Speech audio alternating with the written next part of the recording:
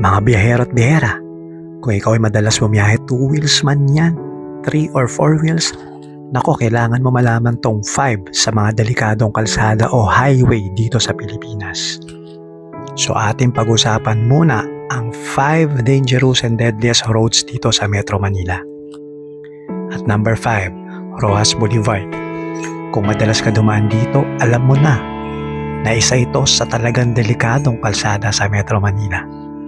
Bagaman talaga naman breathtaking na mga sightseeings, lalo na pag sunrise at sunset dito, pero isa ito sa most accident-prone areas sa Metro Manila with total of 1,410 road accidents noong 2020, 319 injuries, at 7 ang recorded deaths.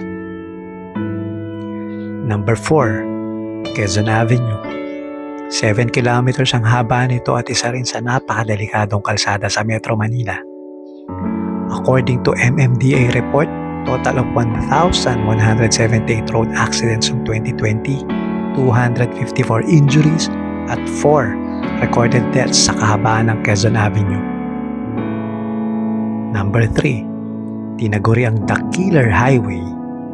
Etong Commonwealth Avenue, dahil sa lapad ng kalsada na may 18 lane at haba na 12.4 kilometers, considered as one of the most accident-prone areas not only in Metro Manila but in the entire Philippines.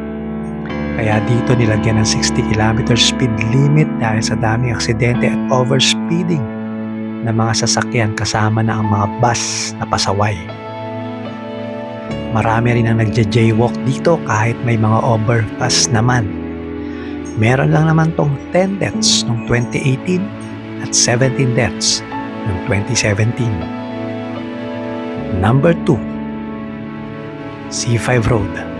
Sa haba na 32.5 km stretch of highway, sakop ang Pasay, Makati, Taguig, Pasig, Quezon City at Valenzuela. Total of 5,208 road accidents noong 2020 and 18 recorded deaths. Napakadelikado dumaan dito sa dami na rin ng mga truck na kaliwat kanan mong kasabay sa biyahe. At syempre ang number 1, walang kamatayang EDSA pero marami nang namatay. Total of 7,319 road accidents, 1,226 reported injuries and 26 deaths. Noong 2020 may haba na 23.8 kilometers mula Monumento hanggang Taft Avenue sa Pasay. Isa sa pinakamahabang highway sa Metro Manila at busiest thoroughfare sa dami ng mga sasakyang dumadaan dito araw-araw. Nandyan na mga nagkakainitan hanggang sa maging road rage. Sa tindi na din siguro ng traffic madalas nagkakasagian. So kung madalas kayo napapadaan sa mga kalsada na to ay talagang doble ingat lang tayo at pairalin ng pagiging kalmado at focus sa daan.